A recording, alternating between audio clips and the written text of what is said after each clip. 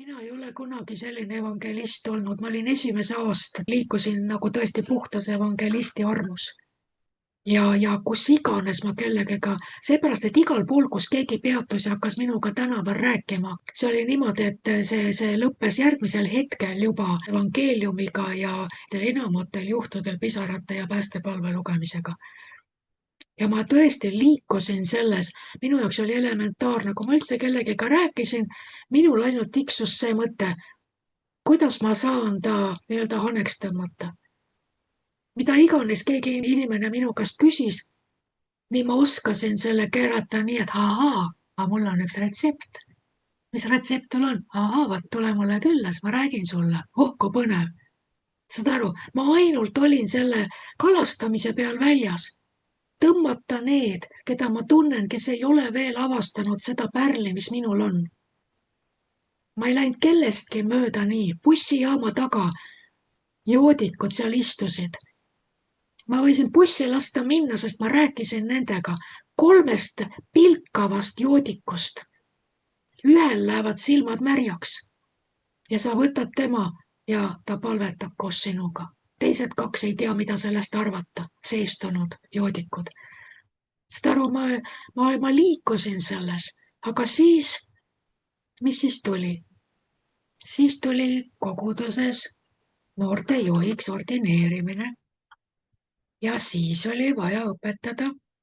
Ja siis läks elu nii huvitavaks ja siis ma olin juba nii tähtis, et siis oli vaja minna nagu see leviit ja preester kiiresti kõigist mööda, sest minul oli vaja bussi peale minna, et jõuda kogudusse, kus minul oli väga tähtis roll.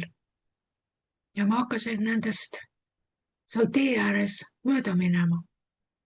Kiire hakkas. Kas ei ole see väga üldlevinud? Kui tore oleks saada see evangelisti tuli endasse. Seepärast, et vaata, mis on, kui meil oleks see tõrvik põleks ja keegi praegu hakkaks siin vaimustuses rääkima, et tead, oli nii ja nii ja nii ja tead, ma hakkasin rääkima ja tead, mis juhtus. Me kuulaksime suu ammuli ja meil läheks kõik sees põlema. See on see, mis evangelist peaks koguduses tegema. Et mida see vana ajastu tegi, selle eelmine ajastu, mida tegi evangelistiga? Eks seal ütleb selgelt piiblis, et Jumal on andnud kogudusse. Mitte kogudusest välja, vaid kogudusse. Mõned evangelistid, eks. Nii, kogudusse tähendab, et evangelist on määratud kogudusele, kogudusse. Aga mida tehti? Evangelist saadeti kogudusest välja, saadeti minema. See, kes kandis seda armastuse armu, kõik arvased ja sulelised tuua sisse, tuua kogudusse, pesta puhtaks, aidata jalule, organiseerida abi neile, teha nendest inimesed. See evangelist saadeti välja, osteti talle ka telk, eks ole, kui oli see telkide aeg, on ju, ja siis oli nii tore. Meie kogudus on evangelismis tegev. Saadame tiimi välja mingite maride ja komide juurde. On ju. Seega, kas meie kogudus kuulutab evangeeliumi ja 3 tükki saatsime maride ja komide juurde. Nii, aga ülejäänud kogudus ei liiguta mitte väikest sõrme otsagi. Miks? Sest kogudus on oma rolli täitnud. Ta saatis välja evangelistid. Evangelistid peavad töötama koguduses sees ja häirima kogudust iga päev. Ja häirima just selles positiivses mõttes, et ta on koguduses ja ta nakatab ja sütitab ja tema tegevus on atraktiivne nendele, kelle sees on elav vaim. Sest kui nad kogevad ja näevad, et oi, kuule sinu ümber 3 inimest tuli usule. Minu annid ärkavad nüüd ellu. Mina tahan sulle külla tulla, kui sina nende 3-ga tegeled, sest et seal on midagi, mida mina saan nüüd lisada. On ju. Ja see, mis evangelist teeb, see süütab põlema terve koguduse nagu hasartselt olema kaasas sellega, mis toimub, et uued inimesed saavad päästetud. Aga kui evangelismi tuli kustub, võib-olla läheb rõhk hoopis hingehoiu peale. või kõik jahivad ainult prohvetlikke ilmutusi või mis iganes, eks, õpetuslikud kogukonnad. kui meil ei ole evangelisti meie seas, evangelismi arm ei ole nagu eriliselt nagu ka esile tõstetud või talle ei ole sõna antud, siis kõik kustub ja mitte keegi enam ei kuuluta evangeeliumi. See vaata, need annid ei ole kunagi täiesti puhtal kujul. See on väga suur viga lahutada nad niimoodi steriilselt ja panna neile mingisugune väga inimlikult piiratud töökirjeldus ja öelda, et sina pead olema täpselt see ja kui sa selline ei ole, siis sa ei ole.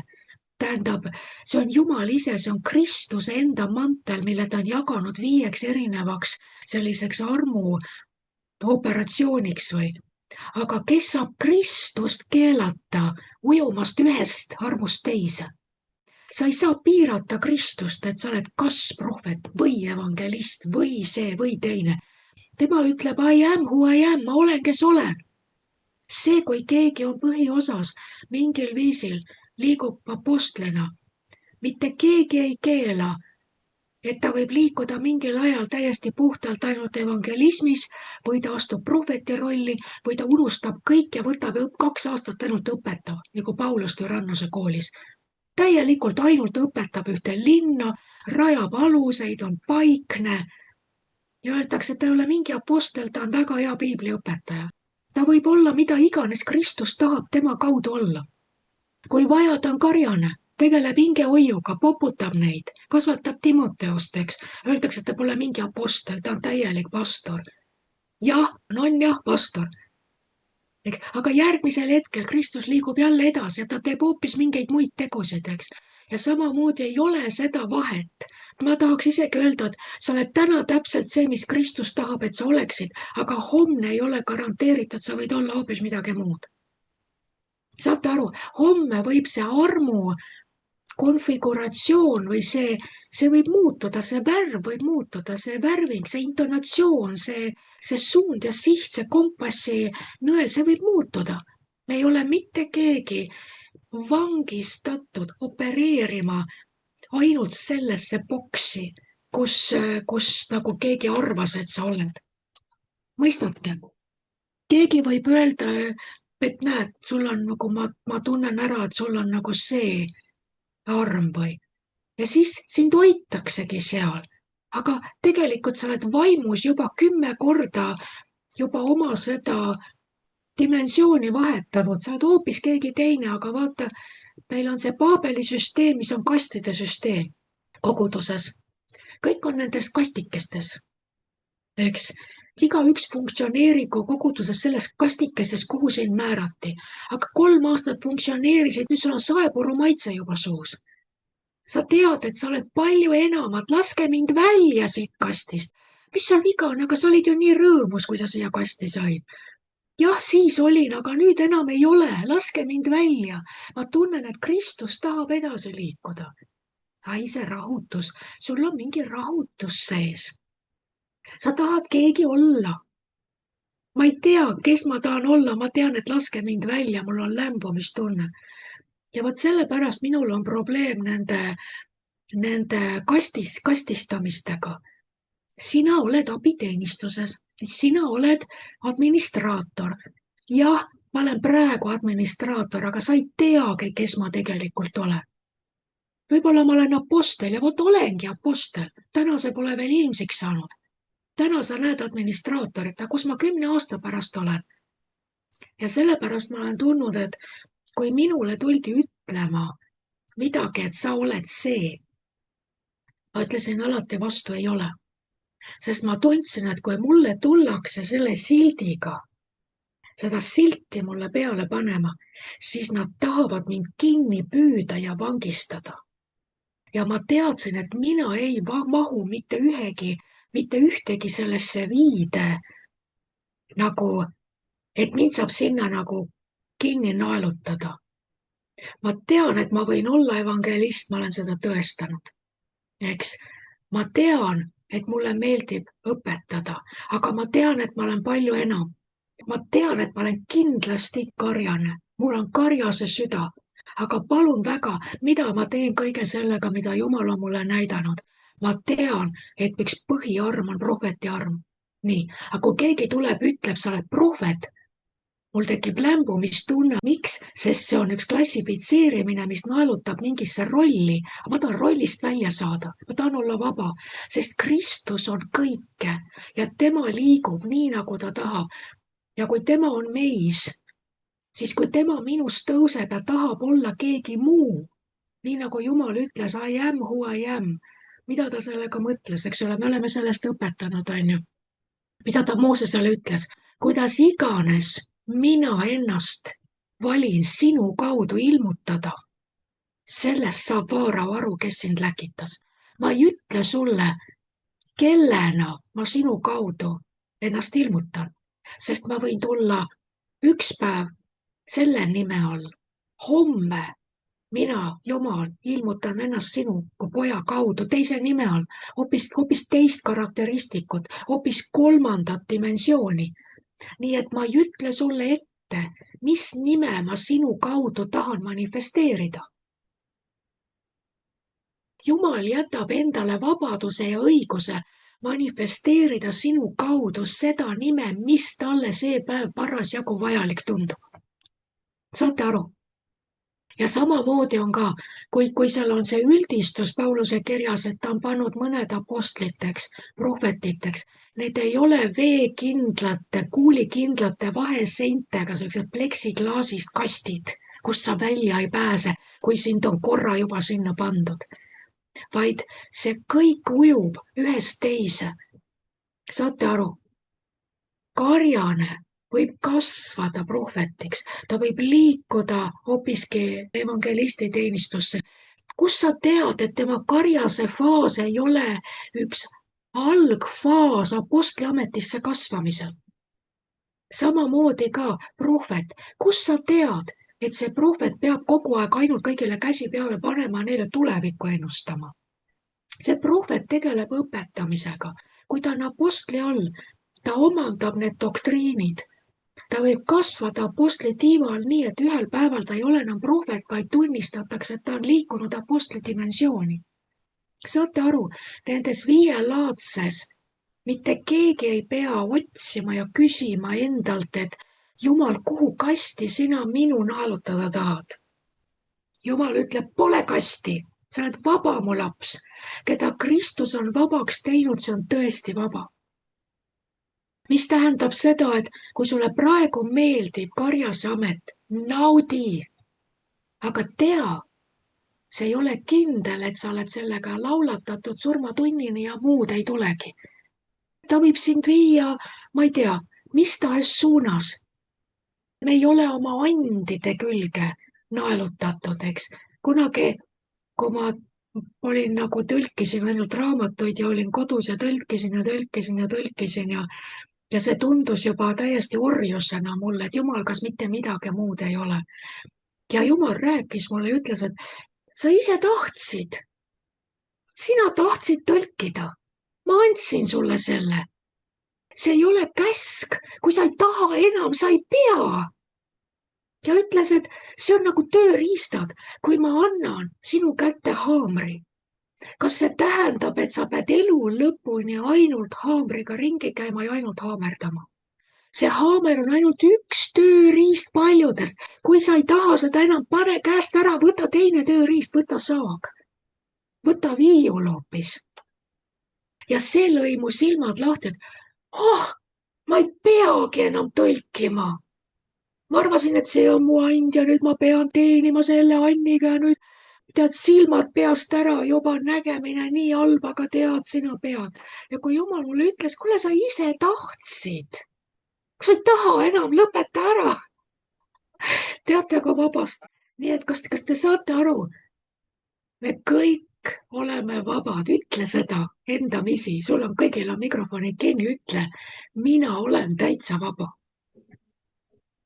Ma ei pea olema mitte keegi, kes ma ei taha olla. Ja ma võin olla iga kell täpselt see, keda Jeesus tahab, et ma oleksin. Ja piiranguid ei ole. keda sul on, poeg on vabaks teinud, see on tõesti vaba. aga koguduses on ju ikka ametid paika pandud ju. ja sa oled Ja. seal ja elu lõpuni oled seal. koguduses on see, et kui sul on koguduses amet, siis see on teatud aeg ja see on teatud lepinguline. esiteks ei ole koguduses selliseid ameteid nagu tavaliselt, et sa oled nüüd tööraamatuga koguduses õpetaja ametis, on ju.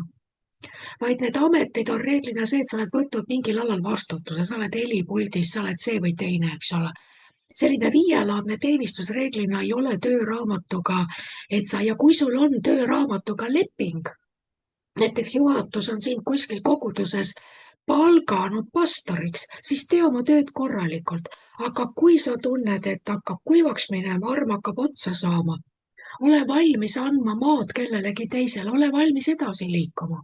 Mitte jätma kõike, vaid ole valmis armus edasi liikuma ja andma teistele ka võimalust tõusta ja täita neid funktsioone. Aga selles mõttes, et see ei ole see, et ma võtan omale koguduses, ütleme, räägime nüüd sellises institutsionaalses koguduses või registreeritud koguduses, eks ole, mis käib kindlale aadressile niimoodi. See on ju selge, me saame ju aru, see ei ole niimoodi, et ma nagu võtsin vastutuse õpetada alfakursust ja siis, kui rahvas tuleb kokku, siis ma tulen see päev ja ütlen, et ei, mul tuli hoopis teine tunne täna. Ma hoopiski mõtlen, et ma hoopis liitun ülistustiimiga. Et saad aru, kui sa oled võtnud vastutuse, siis sa teed oma vastutuse ära. Ja pärast seda, kui sa oled selle ära teinud, siis sa liitud ülistustiimiga, kui sind vastu võetakse, eks ole. Või et tuleb tõesti ülistusjuht, kõik ootavad, et ülistusjuht tuleb ülistusproovi, ülistusjuht ei tule, helistatakse, kus sa oled. Aga mul oli hoopis selline tunne tuli ja tegelikult, et Jumal tahab, et ma oleksin pastor. Saad aru, meil sellised luulud ei käi.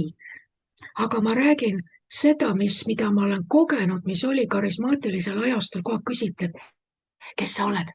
Sükene, umbes nii, et näita, mis sul on kommikotis, on ju. Aga mul on paremad kommid. Selline lapsik selline. Ja siis, et niimoodi, et kui sulle see sõna öeldi, siis sa nagu käisidki sellega, ütleme niimoodi, et tundlikumad inimesed nagu mina, ma tundsin ennast selle kleepsu all. Nii et ma tahtsin sellest kiiresti vabaks saada. Ma tavaliselt väga järsult ütlesin, ei ole. Kui mulle öeldi, et sa oled. Ei ole, sest ma ei tahtnud, et mind märgistatakse, sest ma kogesin, et ma isegi ei tea, ma tahan jätta Kristusele vabaduse liikuda minus, nii nagu ta ennast tahab minu kaudu või mulle ilmutada, eks ole. Aga olid need, kelle jaoks see oli identiteedi küsimus. Sest et mida nad nägid koguduses? Ainult need, kellel oli tiitel ja selgelt defineeritav amet koguduses, selles süsteemis, need olid keegid. Ja kellel ei olnud seda, need olid mitte keegid.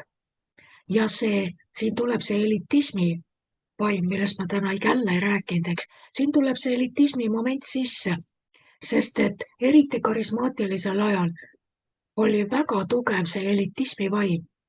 Kui sa olid koguduses teenistuses, mis iganes tööharus, või sa olid hoidko viielaadses teenistuses, siis sa lihtsalt olid natuke parem kui teised. Sa olid nagu karjääriredelil kõrgem või sa nagu kõlbasid Jumalale rohkem või sa olid nagu Jumalale rohkem meelepärasem. Ja see oli selline suhtumine või selline, see oli vaimsus õhus. Koguduse eliit. See oli raudselt oli eliit, see oli ja seda osati nii peenelt korraldada.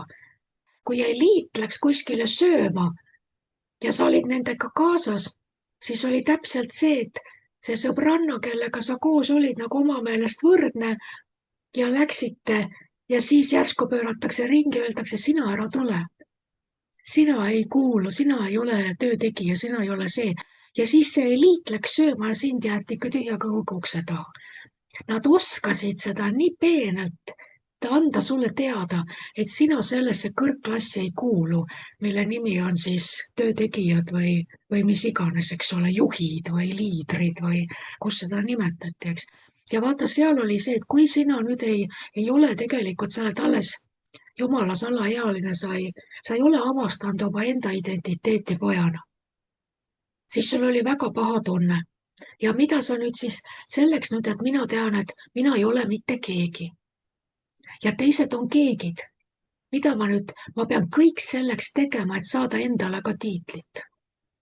Nüüd ükskõik, kuidas ma siis ronin seda redelit või künte ja hammastega kuidagi tõestan. Ja nüüd sel päeval, kui mind õnnistati koguduses mingisuguseks kas kodugrupi juhiks või mingisuguseks töötegijaks või kui see käed peale pandi ja mind selleks õnnistati, siis tere tulemast.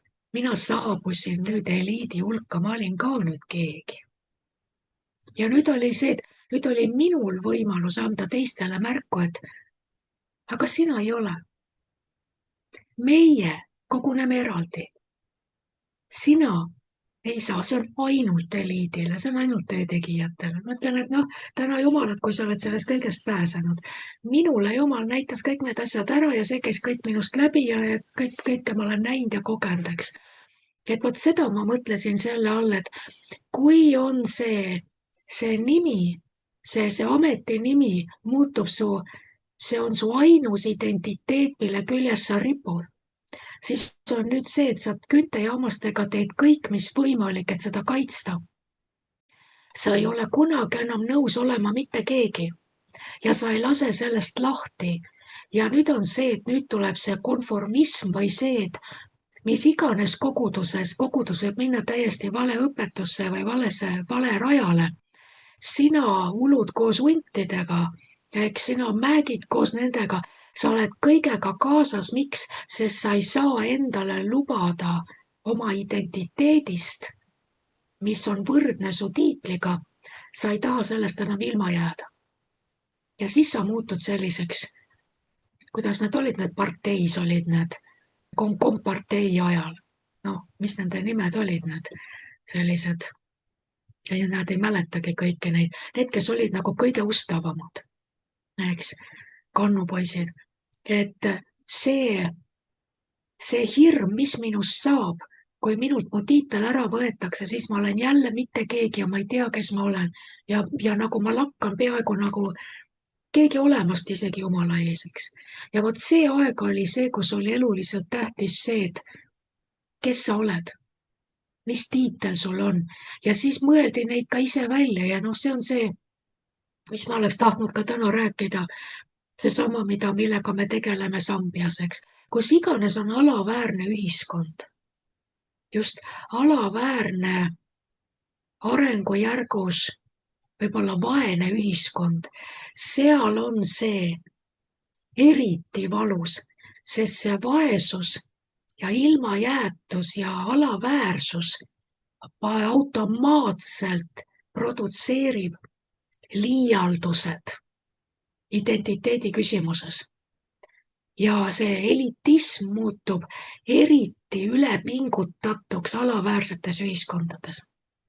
Näiteks kui sa võtad ühe küpse ja rahuliku ühiskonna, kus eneseteostus on täiesti normaalne igapäevane asi, kus koolist alates lapsi õpetatakse leidma oma rada, leidma oma see passion, see, mida ühesõnaga neid õpetatakse leidma oma identiteeti juba koolis ja see on kõik avatud ja ei ole piiranguid ja inimesed ei tõmble nii väga.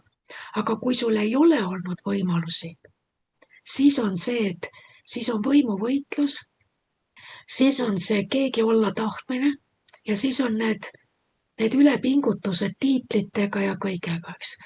Näiteks meil ei ole sellist asja, mida ma olen teile ka rääkinud, seal nagu seal Sambias selles ühes linnas, see on igal pool, see on kõigis linnades, aga see üks linn, kus me rääkisime selle linna pastorite ja piiskoppide selle kolleegiumi või nõukogu peaga.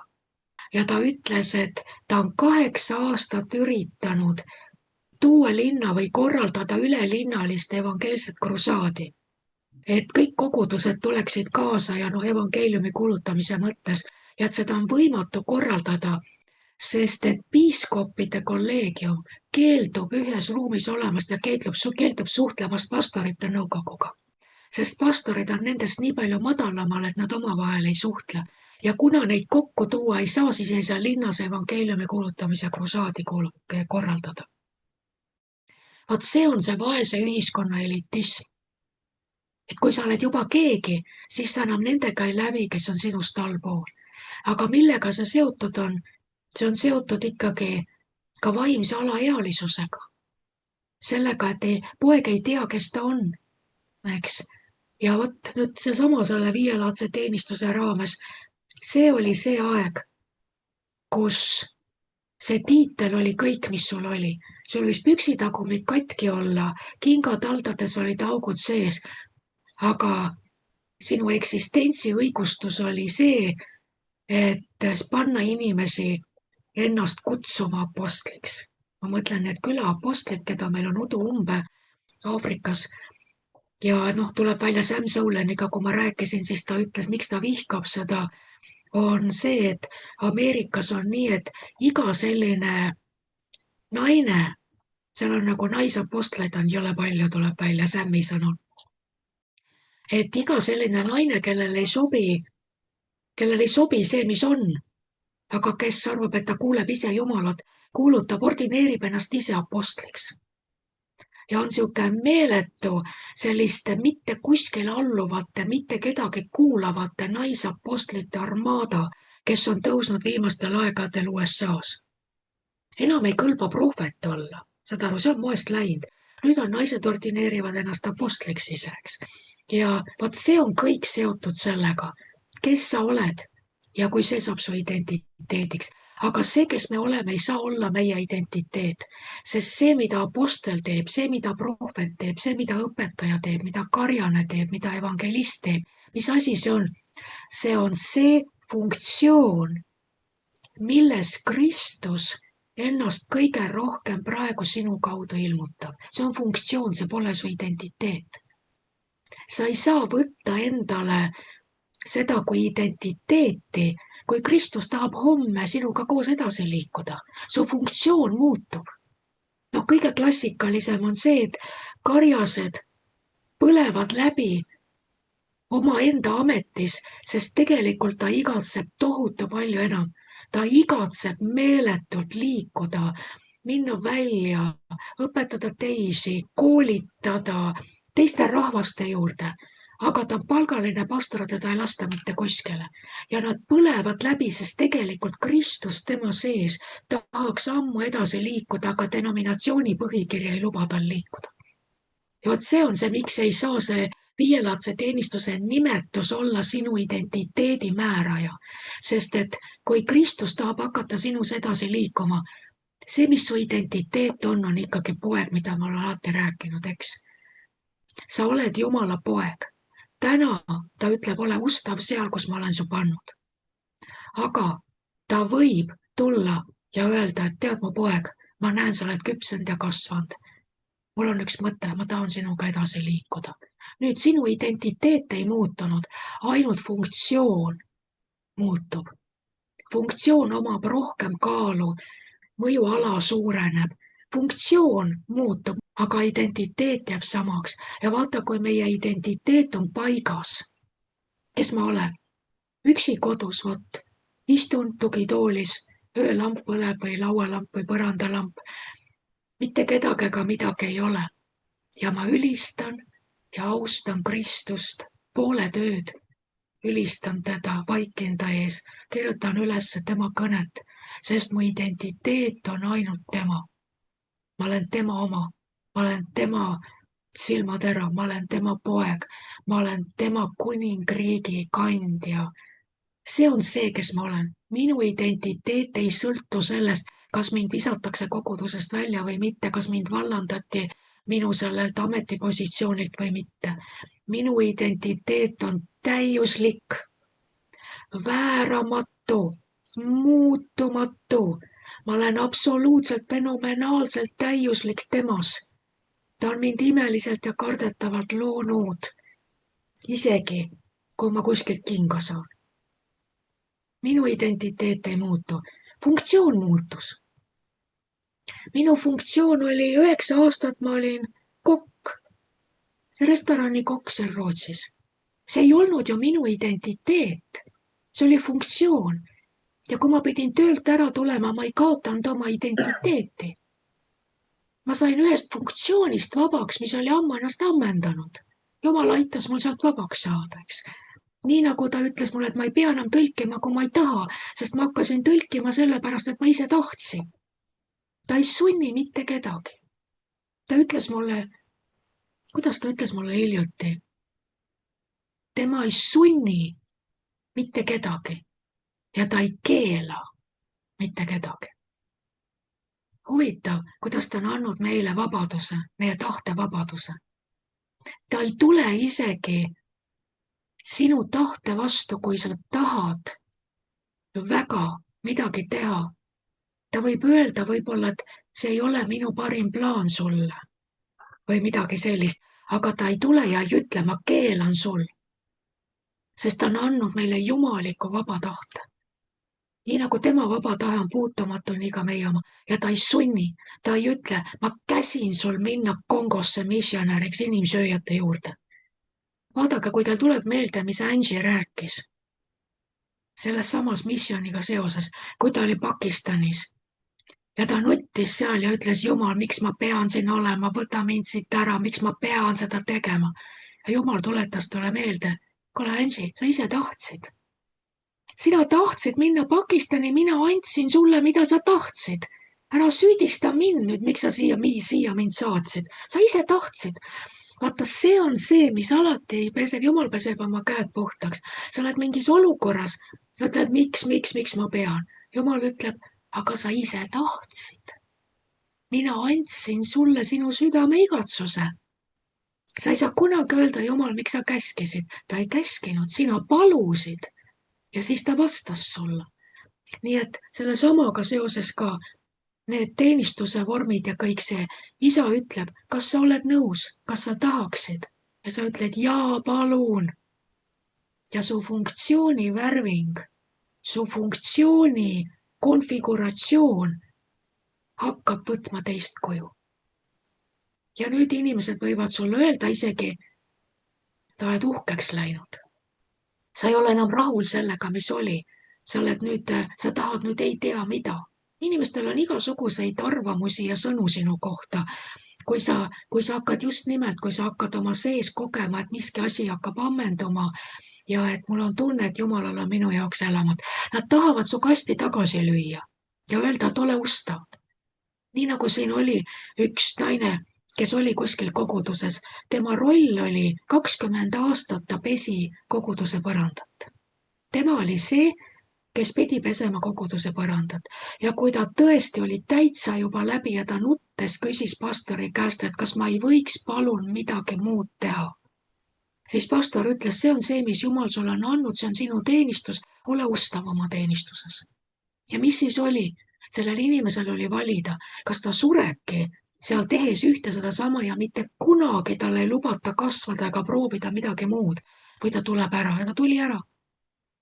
Paraku ta tuli ära niimoodi, et ma ei tea, kas ta praegu on kuskil, aga ta tuli ära sellisel viisil, et ta sai sellisest koguduse vormingust, ta sai sellise mürgituse, et see muutus toksiliseks. Ja igatahes mõned aastad hiljem veel, kui ma nagu temaga kokku puutusin või niimoodi, see oli toksiline. Tema hoiak koguduste suhtes üldse oli toksiline. Miks? Sest ta oli seal põrandat pestes niimoodi kurnatud ja niimoodi läbi põlend. Vaat selles suhtes on ka see, et kogudused ise peaksid olema tundlikumad oma inimeste suhtes. Mitte kedagi ei saa kohustada ja käskida, kui ta ei taha enam, kui ta ei tunne, kui ta ootab Jumalat midagi muud, siis mina ootan seda koos sinuga. Kui sa ütled, et vot mulle tundub, siis me püüame selgusele jõuda, mis see on. Kas on mingi pettumus? Kas on midagi, mis on vaja lahendada? Või sul on päriselt õige tunne ja nüüd me palvetame koos ja otsime seda. Mis asi see on, mida sa koged, mida sa igatsed? Küsime Jumala käest koos. Mina pean olema võimeline sind lahti laskma. Kui sa ütled, et ma tahan välja, ma tahan lennata, ma tahan midagi muud, mina pean sinu lahti laskma, sest Kristus ei keela mitte kedagi ja ta ei käsi mitte kedagi. Ja samamoodi ei saa ka koguduste juhid sellisel viisil sellist kontrolli rakendada inimeste peal, et nad keelavad või käsivad vastu inimese võimalusi, tema sisetunnet, lihtsalt sellepärast, et institutsioonil on vajalik, et kõik masinavärgi rattad kogu aeg ühtemoodi pöörleksid. Meil ei ole sellist Paabeli süsteemi, vaid tõesti, keda Kristus on vabaks teinud, see on tõesti vaba. Ja kui inimene kogeb, et ta tahab minna edasi, anname oma õnnistuse, aga me palvetame ennem ja palvetame koos. Saate aru? Nii et kõik see jutt hakkas sellest peale, et ei ole konkreetseid piire, et kui sind on kuskile kasti naelutatud, siis sinna sa jääda, sealt välja sa ei saa. Kui sa oled õpetaja, sa oled alati õpetaja. Ei, kus sa tead? Õpetaja võib äkki ühel päeval Jumal ütleb, ma tahan, et sa hakkad karjaseks. Või et sa liigud hoopiski, sa lähed ja õpetad teisi rahvaid ja siis selgub, et sul on hoopis apostli võitmine tulnud. Saate aru? Nii et laseme iseennast lahti. Laseme iseennast lahti sellest frustratsioonist, et ma ei tea, kes ma olen.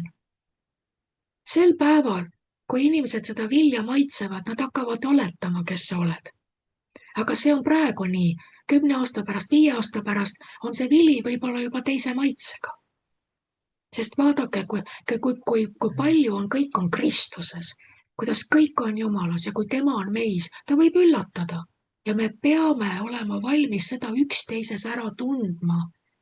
Kui keegi on armus liikunud ühest paigast teise. Olete nõus? Keegi kunagi ütles niimoodi selle sama asja kohta umbes, et kui see hobune, millega sa ratsutad ära sureb, siis ära ürita talle käsi peale panna, et võta järgmine hobune. Mõni üritab 20 aastat seda surnul hobusel käsi peale panna ja elustada. Ja tegelikult on Jumal ammu liikunud kuskile ja tal on palju enam, palju elu andvamat kuskil midagi. Avaldage oma arvamusi, oma mõtteid sellega seoses. Ja, no tegelikult see on väga huvitav. Ma eelmisel nädal tagasi rääkisin oma vennaga väga sarnastel teemadel päris pikalt ja mõtteid oli palju. Siin mõned mõtted, mis mul nagu praegu meelde tulid. Üks asi nüüd selles viimases jutus, ma kunagi, kui Peetelis koolis olin, siis Bill Johnson armastas ka rääkida sellest, et noored ju sageli ka küsivad sellest oma kutsumise kohta ja eriti nagu kirikus üles kasvanud noored on nagu väga kinni selles, et nagu nii selgelt saada Jumalalt seda suunist, et mida ma tegema pean oma eluga või mis see kutse minul on ja siis see tema vastus oli nagu ka selline, mis oli väga vabastav minu meelest. Et ta ütles, et ma alati küsin siis noorte käest, et aga kes sina tahad olla? Kas sa tahad olla õpetaja? Kas sa tahad olla misjonär? Kas sa tahad olla automehaanik? Nii, aga mida Jumal tahab, et ma oleksin? Ja siis ta ikka küsib, aga kes sina tahad olla? Et tahad olla õpetaja, mine ole õpetaja ja tee neid tegusid, mida Jeesus ütles, et tuleb teha, eks ju, et tal oli konkreetne käsk, et mis ta andis käsuks, et haigeid terveks teha ja evangeeliumi kuulutada aga et me sageli panemegi ise ennast hästi nagu raamidesse sellega, et võib-olla ka eraldame ära selle, et mis on vaimulik kutsumine ja mis on selline ilmalik kutsumine, et tegelikult Jumala kuningriik võib olla seal õpetaja ametis väga võimsalt esile tulla, et see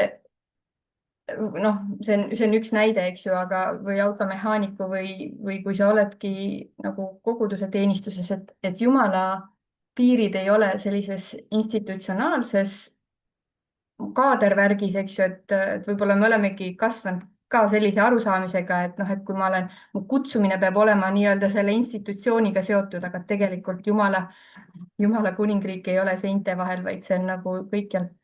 Mis asi see on? Kristus on ihu. Kristus on ihu. Seal ei ole midagi pistmist seintega. ja Kristus peab ilmsiks saama absoluutselt igas eluvaldkonnas oma tema poegade kaudu, kus iganes keegi on, eks ole. ja täpselt, et Jumal igatseb olla seal, kus on inimesed, eks ju, et inimesed, neid inimesi, kes seal kiriku seinte vahel on vähe, väljaspool on palju rohkem. Et tegelikult töö, mida me teeme või see kutsumine ongi, mina arvan ka nagu, nii nagu me ise kasvame oma elus, nii see Jumala arm, mis iganes teha, see kasvab meiega koos, et lihtsalt siis ma pärast Johannese evangeeliumit, nüüd olen siin natuke lugenud, aga alguses ka see salm sealt kohe esimeses peatükis nagu ka ma nägin seda selles valguses, et ma teen selle korraks siit lahti. Hästi lihtne salm, mida me ilmselt väga hästi mõistame, aga selles valguses ka, et tema kaudu oli elu ja elu oli inimeste valgus ja valgus paistab pimeduses. Ma nagu lihtsalt mõtlesin järsku seda, et see külluslik elu, eks ju, on tegelikult ainult isikus, kes on Kristus. Ja kui me nagu kui ma oma vennaga rääkisime, siis sageli oli ka see, et ootame kogu aeg midagi tulevikus, et ükskord see kutsumine, milles ma olen, et see ükskord see avaldub. Aga tegelikult see kutsumine avaldubki praeguses hetkes sellega, kui mul on side selle isikuga. Tema on see elu, tema ongi elu ja valgus, et me nagu võiksime näha seda hetke, milles me oleme, et Kristus on mind just praegusesse hetke kutsunud, mitte tulevikku, eks ju. Et nagu Steve ka sellest õpetas, et ikka kõik oma kutsumised ja kõik asjad lükkame sinna tulevikku, et ükskord need tulevad esile, aga ei, praegu. Et kui me temal laseme valgustada oma praegust hetke nende silmadega, kuidas tema seda hetke näeb, siis tegelikult me käimegi oma kutsumises. Aga meil tuleb sõna kuulelik olla või nagu lihtsalt alistuda sellele ja lasta temal teha oma tegusid. Mul on küsimusi, ma ei tea, võib-olla mul on nii rumalad küsimused, aga ikkagi küsin. Et meil on ju, vaata, eks ole, kogudused. Need grupid, eks ole, kogudused on ju. Samas kogudus on ka ülemaailmne, eks ole, Kristuse ihu on, eks ole. Et aga kui on asetatud töötegijad, ikkagi nagu, kes vastutavad, see on öeldud, et nad on vastutavad, et koguduse ülesehitamiseks on ju need annid antud. Nii, eks ole, on siis need viielaadne, eks ole, kõik need omad rollid seal, aga siis on ju ka, no okei, võtame siis need, eks ole, aga kui koguduses need töötegijad, kes on pandud vastutama selle koguduse kasvamise eest, jooksevad igal pool ringi, kes õpetab seal, kes käib seal, et mis asi see on, see peaks nagu olema siis ju, ta on asetatud sinna, kus ta on asetatud, peaks ju nagu selle, nagu vastutama, et seal saaks nagu ihu üles ehitatud. Või... Ma ei oska nagu näha praegu, vaata, sul on ilmselt silme ees mingi konkreetne situatsioon, sest nagu kogu aeg palju külalisi tuleb ja ei ole nagu koos, eks ole, ei palvetata koos ka, ei pastor, ei õpetaja või kes iganes karjased või kes seal on, et ei olda nagu koos, et üks käib külas, teine käib külas, vahel see teine, siis tuleb hoopis kuskil keegi teine õpetab midagi, ise käiakse hoopis X kohtades, kogudustes, et kuidas nagu sellesse nagu suhtuda, et ma ei tea. See tekitab ängi. Minul tekitab see lihtsalt ängi ja frustratsiooni ja ma ütleks, et sellisel juhul ei ole asjad veel paigas. Sest et kogudus ei ole küla kultuurimaja, kus pannakse paika programm, et oleks kogu aeg mingi tegevus, et tuleks kino ja tuleks see kõneleja ja tuleksid poliitikud ja et külas kogu aeg midagi toimuks, siis kultuurimajas programmi juht vastutab, et kultuurimaja õigustaks oma ülalpidamist, saaks kohalikult omavalitsuselt kütteraha, siis peavad kogu aeg igasugused ringid ja klubid ja meelelahutus ja kõik käima.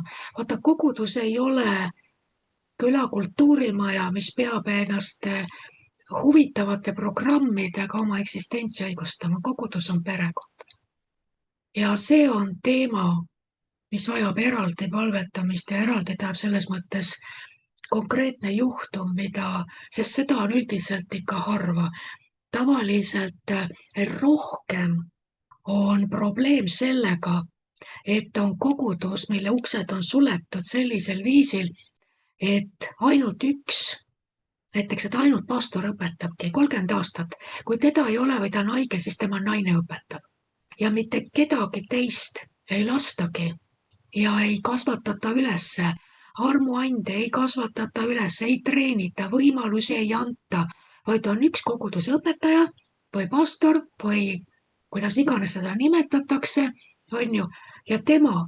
Ja ta istub seal ja see on palju rohkem levinum, et üldse külalisi ei lasta või üldse nagu midagi ei toimu, võib-olla kiriku aastapäeval tulevad külalised ja siis saab keegi mingi auline vend veel sõna.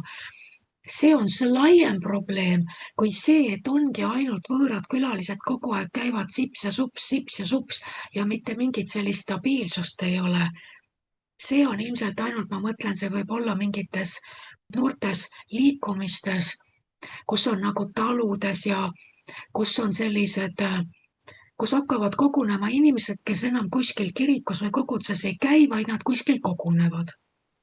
Ja saavad omavahel kuskil kellegi juures kokku. Ja vaata, siis on nii, et vaata, keegi ei ole keda koordineerinud. See, kes kutsub, kelle maja on, tema korraldab, tema pakub teed, tema teeb kõik need asjad, rahvas tuleb kokku.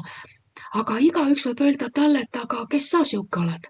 Selles mõttes, et inimene, keda ei ole ordineeritud, selles mõttes, et ma ei mõtle kiriku üldse, selles ma mõtlen puhtalt apostlite teod, Pauluse kirjad, selles mõttes, et ei ole apostlikke vanemaid, kes oleksid tundnud ära armu, kinnitanud õpetuse õigsust, kinnitanud, et see inimene on vastutav kellegi ees oma õpetuse, oma kogukonna, selle ees, mis kogukonnas toimub, et seal ei toimuks mingit kuritarvitamisi või mingeid orgiaid või saad aru, niisugused suletud grupid võivad minna täiesti hälvetesse ja kui nad ei ole mitte kuskil kellegiga seotud, kellele peaksid aru andma, need asjad võivad niimoodi minna rööbastelt välja, et sa ei kujuta ette kuni grupiviisiliste enesetappudeni välja, eks ole, mõrvadeni, seda on isegi siin juhtunud Rootsis ja nii et kui ei ole keegi kinnitatud vanemaks, kes vastutab õpetuse eest ja kes õpetab, mida see selline stihiline, spontaanne, selline kogukond, kes tuli kokku, mida nad siis teevad? Üks õpetab, teine õpetab seal nende seas, natuke üks on siit kiiksuga, teine tuli sealt, õpetab hoopis teist asja, kolmas, siis on seal lõhenemised, nagu Paulus ütleb, on ju, nii. Mida siis on? Siis, kuidas me siis nagu seda õigustame oma kooskäimist? Vaata, me kutsume nüüd Allan Krolli. Ja siis järgmine kord me kutsume Andrei Matetski. Ja siis, kelle me veel kutsume? Ja siis kutsutakse muudkui külalisi. Muudkui kutsume. On ju? Aga kokku võttes, mis asi see on? See on üks suur jura. See on üks suur jura. Jumal niimoodi ei tööta. See paneb laste kõhu haigeks, kui iga päev on eri kokk oma retseptiga ja kõik käib risti-põiki üksteisele vastu, eks. Ja et tegelikult see, kuidas Jumal oma kogudust ehitab, on hoopis teistel alustel või teistmoodi need struktuurid. Ja me näeme, need struktuurid on piiblis kirjas, kuidas oli terve. Oli see, et tegelikult kogukonna vanem olid, apostlid tundsid ära, kellel on see arv, olla vastutav. Ja nüüd kõik need apostlid, nad käisid kogu aeg, nagu selle rändkorras, nad käisid kogu aeg vaatamas neid kogudusi, kas neil on kõik hästi, kas neil on kõik korras. Käisid, õpetasid, liikusid edasi, andsid edasi oma panuse, rääkisid, mida Kristus praegu teeb teistes kogudustes, andsid edasi, liikusid edasi, aga need olid alalised suhted. kes Apollos teadis, kus tema käib, Peetrus teadis, kus tema käib, Paulus teadis, kus tema käib. Temal oli oma, tema teadis, kuhu Tiitus saata, kuhu Timoteus saata, ta teadis kogudusi, mille eest ta vastutas. Kes mitte institutsiooniliselt, vaid isana südame armastuse pärast. Ta muretses nende pärast, ega kiusaja neid ei ole kiusanud, ega nad raskustes alla pole vandunud. Nüüd, vot nemad olid need, kes käisid ja nad olid ka vaimus ühenduses, nad tundsid vaimus, nagu Paulus ütleb, ma olen vaimus teiega. Ta tunnetas seda, mis koguduses toimub vaimus, kusjuures Jumal ka ju rääkis nendega ka unenägude kaudu ja kui sinul on vastutus kellegi eest ja seal midagi toimub, Jumal annab prohvetlikult vastutajale teada, mis seal keeb parasjagu ja sa võid võtta kontakti ja öelda, mis teil toimub seal. Sest et Jumal hoiatas sind unenäos, et seal toimub midagi praegu. Nii, seal olid konkreetsed suhted ja see õpetus tagati, eks ole, ka treeniti, olid need piiblikoolid nagu selles mõttes, et koguduse või kogukonna kesksed, kus seesama kogukond sai koolitatud teatud perioodi. Paulus oli ju pikemat aega, ta õpetas teatud terved, ta ei olnud niimoodi, et tuli üks õhtu. Ta rändas edasi. Kui ta tuli kuskilt, ta peatus, ta hoolitses selle eest, et kõik valdkonnad, kus on midagi lõtk, mingi asi on paigast ära, ta hoolitses selle eest, et need valdkonnad said üles ehitatud, selgeks tehtud, puhastatud, õpetuslikult kõik said asjast aru. Ja kui oli rahu, siis ta hakkas igatsema, et ma pean nüüd edasi liikuma, teil on kõik hästi. Ja see oli see, ja ka koha peal, mis oli, saad aru, Jumala vaim ja tõstab üles koha peal inimesi, ka need samad grupi arutelud ja kõik, see, et koos sõna loetakse, koos, sealt tuleb ilmsiks, kellele Jumal midagi ilmutas. See on alati tegelikult perekonna ülesehitamine, mitte stihiliselt suvaliste teiste kogukondade liikmete, kes lendavad nagu koiliblikad lihtsalt, kus iganes lamp põlema pannakse. Nende meelelahutamine erinevate kõnelejatega, kes on meie tänaõhtune kõneleja Kultuurimaja programmis. See ei ole isa pere. Nii et see oli nüüd üks väga pikk ja lohisev vastus sellisele lühikesele küsimusele, aga ma mõtlen, et aeg võib tuua korrektiivid. Sellistele spontaanselt tekkinud, neid on Eestis mitmeid selliseid taludes ja kogunevad sellised spontaansed grupeeringud. Aeg teeb ise oma, nad kasvavad või siis asi lõpeb ära, läheb laiali. Kui nad joonduvad autentse apostelliku armuliiniga, võidakse hakata neid üles ehitama ja neist võib täiesti asja saada ja lõpuks on väga tugev oma enda identiteediga kogukond, kelle Kristus on üles tõstnud. Aga kui see jääbki selliseks siit nurgast ja sealt nurgast keskpõrandale kokku, siis need asjad kipuvad lõhenema, sest seal ei ole apostellikku korda. Need asjad jooksevad kinni, kibestumised, vaen, kõik sellised asjad ja need asjad ei kesta kaua. Need asjad võivad minna ka päris kurjaks, sest et sellised vaen, lõhenemine, vastutõusud, kui on nagu erinevad meelsused, see võib tuua kibestust ja kibestumine võib tuua kontrolli ja koos kontrolliga muutub see asi sektilikuks. Nii et ma ütlen, et tark on see, kui kuskil Jumal autentselt liigub, siis tark on ühel hetkel anda aru, mitte keegi ei saa sellise soosaarena suletud grupis seda kogudust üksinda Kristuse täis ikka kasvatada. Aga see ei käi niimoodi, et me mõtleme välja, keda me järgmiseks kutsume meelt lahutama, vaid see käib ikkagi nii, et Jumal, mis on see armuliin, kuhu sina meid tahad ühendada, millise suguharu, millise hõimulipu alla meie oma isapere liigutame. Sest vaata, kõik need isapered Iisraeli rahva seas, need kuulusid konkreetsesse klanni, ja see klann kuulus, see suurem suguvõsa, see kuulus konkreetsesse hõimu ja igal hõimul oli oma nimi ja oma prohveteeringud ja oma armudimensioon. Vaata, kõik need 12 suguharu, nende nimed, neil olid oma karakteristikud, neil olid oma väljendus ja iga isapere pidi teadma, millise hõimu alla nad prohveteeringu järgi kuuluvad. See ei käi nii, et ma kutsun üks päev kõneleja Issaskarist, teine päev kutsun kõneleja Naftalist, kolmas päev kutsun vägeva tegija Juuda suguharust. Aga kes sa ise oled? Me oleme väljaspool 12 suguharu. Me oleme täitsa omaette. Vaata, ei ole, Iisrael on 12 suguharu. Kui sa ei ole ühena neis 12, siis sind ei ole. Ja samamoodi on ka see, et see suletud grupikene ühel hetkel küsitakse tema käest, kes su isa on. Selles mõttes, et kus on see lipp, kelle alla sa oled joondunud ja kes sinu eest kostab, kes sinu eest muretseb, kes sinu eest palvetab, kes sinu pärast öösel unenägusid näeb, kui Jumal teda kõnetab, sest Jumal on pannud ta vastutavaks. Kes on see, kes sinu pärast muretseb ja sind armastab?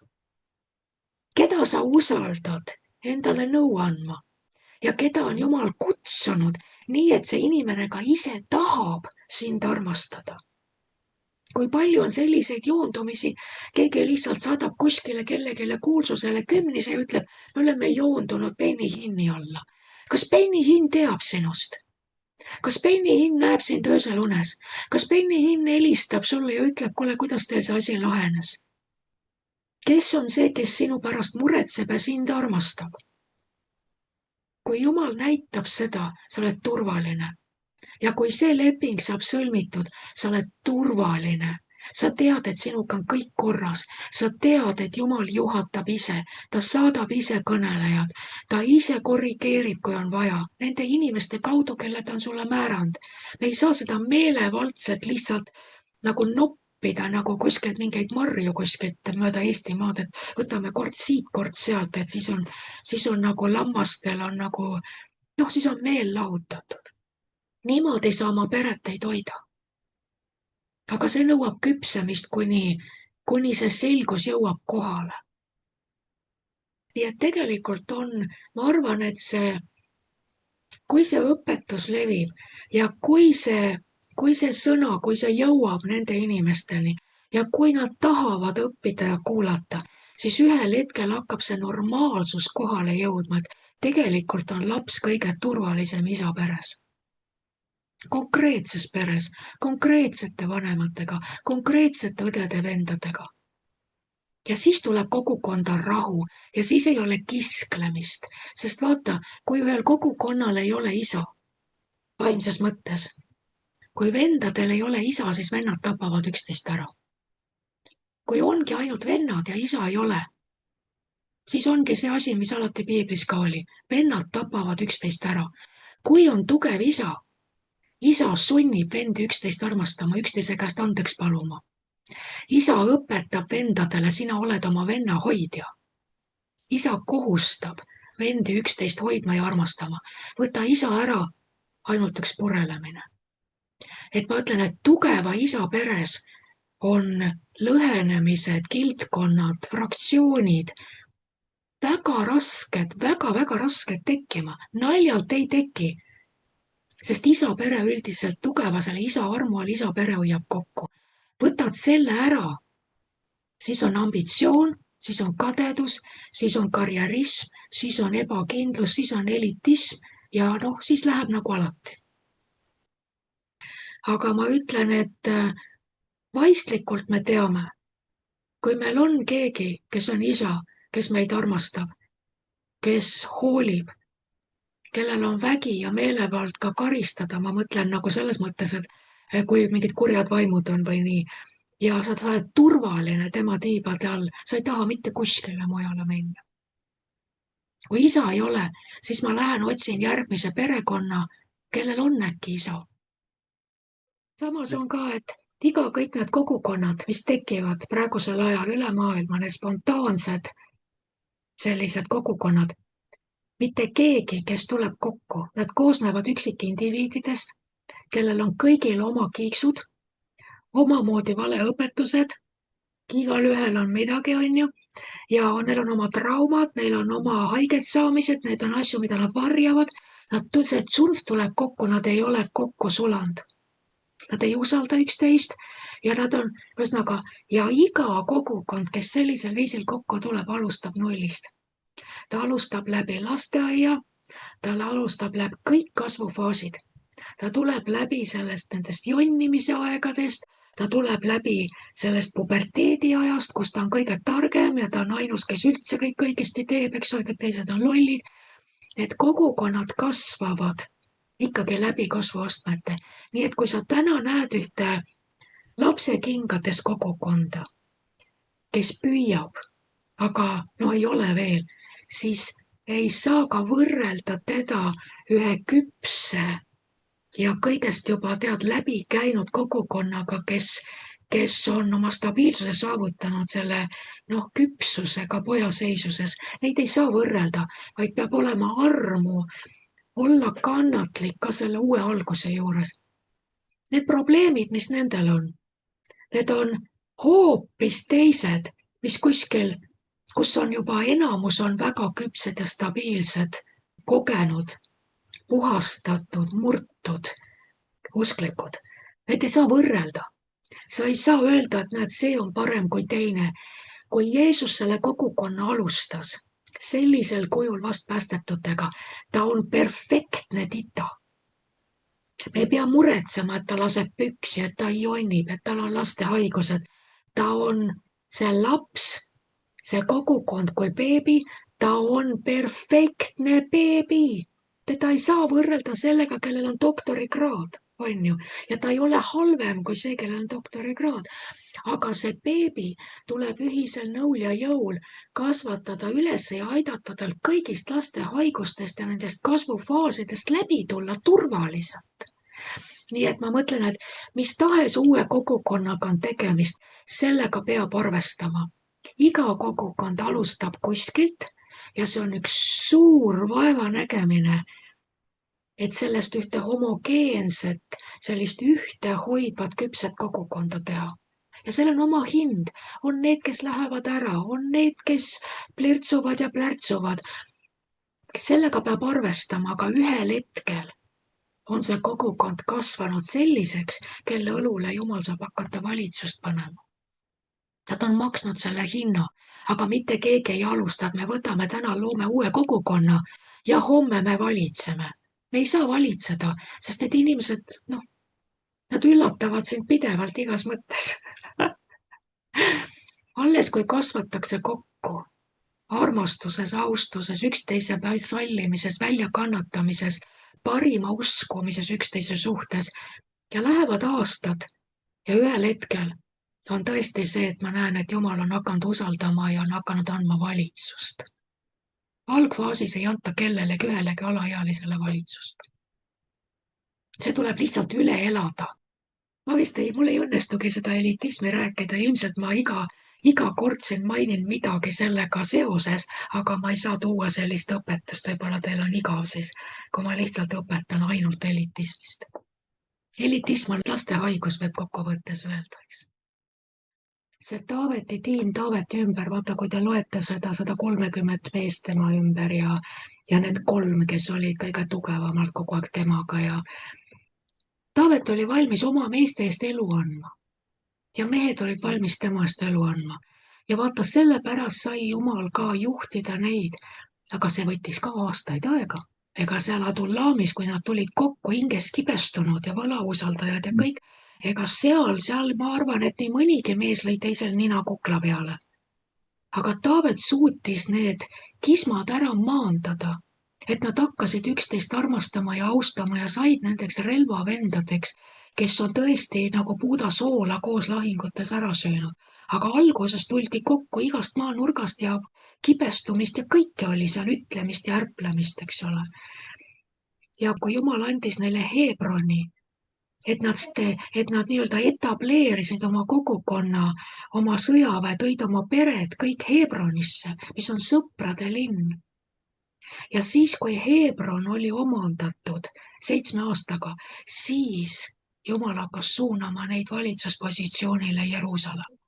Ennem ei tule valitsust, kui Hebron on täielikult omaks võetud, see sõprade linn. Need suhted, need sünergistilised suhted, see täielik üks olemine, eks. Ja vaata, sellise Hebroni kogukonnaga on võimalik juba asju teha maailmas. Et nagu, aga see selleks, igastahes mul on väga hea meel tänase üle ja said sa mingit kinnitust? Ma küsin praegu nendelt vanadelt küpsetelt kindralitelt siin, kas said sa mingi mõtte? Ma tean, et sa teadsid seda kõike, mida ma rääkisin, aga midagi sa ikkagi said, mingi kinnituse, on ju? Kas või selle, et sul on vabadus liikuda ühest funktsioonist teise. Ja sind ei kohustata mitte kunagi istuma, jääma, surema ühes kastis, sest et institutsioon niimoodi ütleb. Et me oleme vabad ja Kristus peab saama täisväljenduse meie kaudu, aga me oleme küpsed, me oleme vastutustundlikud ja me ei viska oma asju nurka ennem, kui me oleme väga kaunilt oma rolli lõpule viinud. See on see, et vaata, küpsena sa viid oma ülesande lõpuni. Vastutus. Sa armastad inimesi ja vastutad nende eest. Ükskõik, mis juhtub. Ja kui sa lõpetad ühe ameti, ühe funktsiooni, sa teed seda niimoodi, et pärast sind jääb puhas. Et sul on paberid korras, arvepidamised korras, kõik on korras. Sa võid auga lahkuda, mitte poole pealt, et sinu järel jääb kaos. Nii et see oli väikene lisakommentaar, et mis iganes me teeme, funktsioonid muutuvad, aga meie väärikus nõuab, et isegi kui me oleme ebasoosingus, me jääme väärikusega, viime oma ülesande lõpuni.